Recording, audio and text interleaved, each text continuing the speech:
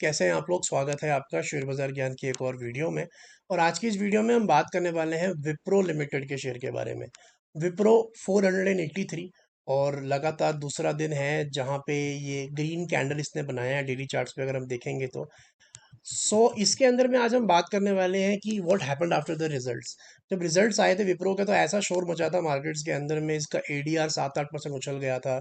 Stock भी जो है ऊपर बहुत ज़्यादा भाग गया था। तो व्हाट आर द रीजंस कि स्टॉक ऊपर टिक नहीं पाया, उसके बारे में हम बात करेंगे।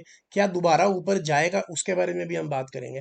तो अगर आप लोग चैनल पे नए हो तो आप चैनल को प्लीज़ सब्सक्राइब कीजिए ताकि रोज़ आने वाली जो वीडियोज़ हैं वो आपको लगातार मिलती रहें। तो देखिए विप्रो का जो शेयर है ना वो चढ़ा किस बात पे था। जब इसके रिजल्ट्स आए थे, जो एडीआर होता है, अमेरिकन डिपॉजिटरी रिसीट्स होती है, वहाँ पे हमारे आईटी के स्टॉक्स, कुछ बैंकिंग के स्टॉक्स जो है अमेरिका में लिस्टेड है। अब रिजल्ट्स हमारे यहाँ पे कई बार आते हैं मार्केट आवर्स के बाद में, इसीलिए हमारे को जो रिएक्शन क्या होगा स्टॉक के ऊपर में वो एडीआर से पता चलता है। बिकॉज अमेरिकन मार्केट शाम को खुलते हैं, तो शाम को जब उनका एडीआर ऊपर या नीचे होता है तो पता चल जाता है कि अगले दिन क्या होने वाला है स्टॉक के साथ में। तो जब विप्रो के रिजल्ट आए तो इसका एडीआर 7-8% उछल गया था। और उससे पिछले दिन ही इन्फोसिस के रिजल्ट्स आए थे। तो इन्फोसिस का जब रिजल्ट्स आए थे, यहाँ पे आप डेली चार्ट्स में देख सकते हो, जब इन्फोसिस के रिजल्ट्स आए थे तो उस दिन भी स्टॉक 3-4% ऊपर बंद हुआ था। अगले दिन ये खुला ही गैप से सीधा 7-8%, मेरे को जहाँ तक याद है 10% के सर्किट पे ये लगा हुआ था at the opening first 10-15 minutes. उसके बाद में इसमें और फॉलोअप बाइंग आई और ये 500 आई थिंक 30 रुपए तक, 529 रुपए तक ये गया। लेकिन वहां से ना एक स्लाइडिंग हुई है इसकी। और वहां से अगर आप देखोगे 529 से अगर आप देखोगे ना तो स्टॉक 10% करेक्ट हो चुका है। राइट। तो what is the reason behind it. तो देखिए सिंपल रीजन ये है कि एडीआर का गैप अप मिल गया इसको। लेकिन हमारे को जो पता है विप्रो के अंदर में लॉजिक समझ में आता है वो ये है कि रिजल्ट्स इतने भी कोई अच्छे नहीं थे। Only theme that is working in the IT is right now is worst is over. ठीक है कि इससे बुरा नहीं हो सकता, ये क्लैरिटी मार्केट को मिल गई है। इसीलिए इन स्टॉक्स की ना डाउन साइड लिमिटेड है, ये ज़्यादा नीचे नहीं गिरेंगे। लेकिन रैली करने के लिए इनको रिजल्ट्स आगे जाके इंप्रूव करने पड़ेंगे।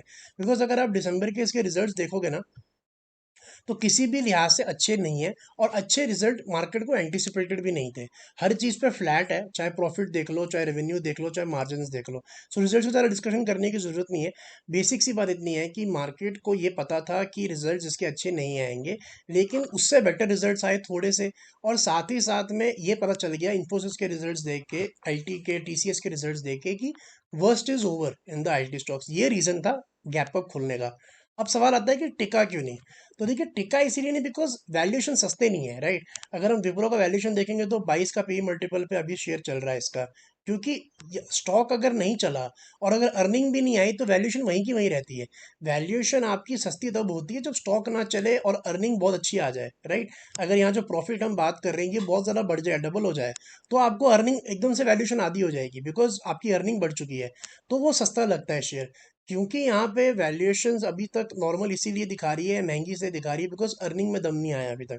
इसीलिए टिका नहीं। बिकॉज जो लोग खरीद रहे हैं ना 520 530 के ऊपर में, उनको पता है कि बॉस ये महंगा है। 500 रुपए के ऊपर में for a knew it is expensive.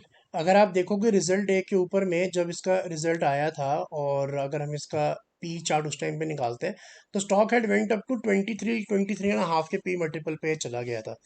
ठीक है। और एवरेज इसका जो पिछले कुछ टाइम का 10 साल का अगर हम पी देखेंगे 17 का पी मल्टीपल इसको मिलता है। अगर शॉर्ट टर्म का भी हम देखेंगे तभी भी इसको 18-20 का पी मल्टीपल मिलता है। तो वहां से भी ये 10-15% महंगा है।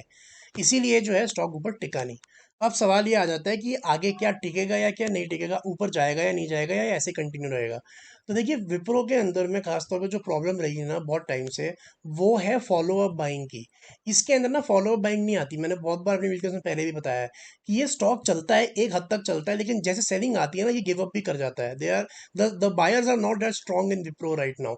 तो इसके अंदर में हम देखें 2023 में, ये वीकली चार्ट है तो वीकली चार्ट पे एक कैंडल एक हफ्ते को रिप्रेजेंट करती है। 2023 में आप देखो वन वे मूव आया, 400 रुपए से 450 तक स्टॉक गया, फिर नीचे गिर गया। कोई फॉलो अप बाइंग नहीं आती इसके अंदर में। हमारे को क्या चाहिए, अगर कभी स्टॉक को चलना है ना, तो आपको मैं एक एग्जांपल दिखाता हूँ यहाँ पे। We can go back in time, यहाँ 2020 की बात कर लेते हैं। ठीक है। अब देखिए जैसे यहाँ पे आप देख रहे हो कि 2020 के अंदर अप्रैल के अंदर स्टॉक जो है चला है यहाँ पे। उसके बाद में थोड़ा सा यहाँ पे सेलिंग आती है, थोड़ा सा यहाँ पे कंसोलिडेशन आती है, देन फॉलो अप बाइंग आती है। जब ये फॉलो अप बाइंग आएगी ना, जब सेलिंग एब्जॉर्प्शन होगा, तभी स्टॉक आगे बढ़ेगा। तो यहाँ पे विप्रो में चाहे आप डेली चार्ट उठा के देख लो, चाहे आप वीकली चार्ट उठा के देख लो, आपको ये नजर आएगा कि जब तक फॉलो अप बाइंग नहीं आएगी। जैसे अब यहाँ देखो, यहाँ पे बिफोर द रिजल्ट एक रेड कैंडल बना, उससे पहले 7-8 हफ्ते भागा है विप्रो, बहुत तेजी से भागा है, ऐसा लग रहा है कि बायर्स ही बायर्स हैं।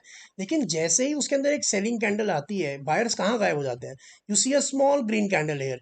जब तक ये रेड कैंडल का हाई पार नहीं होगा, तब तक आपको आगे का मोमेंटम नहीं मिलेगा।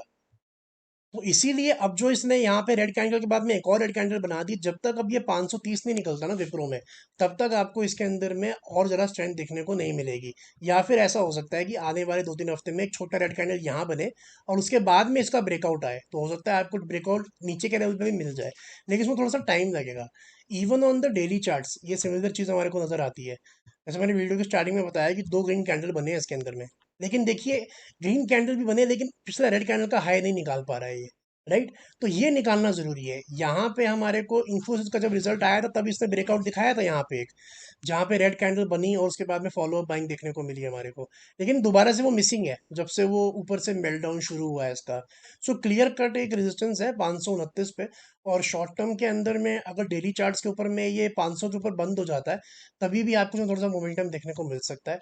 Until then it might go into some consolidation, because ऊपर जाने की कोई ऐसा न्यूज़ नहीं है। अगर पूरा आईटी सेक्टर जाएगा, तो साथ में विप्रो चला जाएगा, अकेला विप्रो ऊपर नहीं जाएगा, ये तो बात तय है।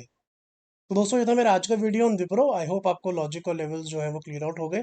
कोई सवाल है आपका तो आप कमेंट सेक्शन में ज़रूर डालें। मैं मिलूंगा आपसे अपनी अगली वीडियो में। तब तक आप अपना ख्याल रखें and all the best guys.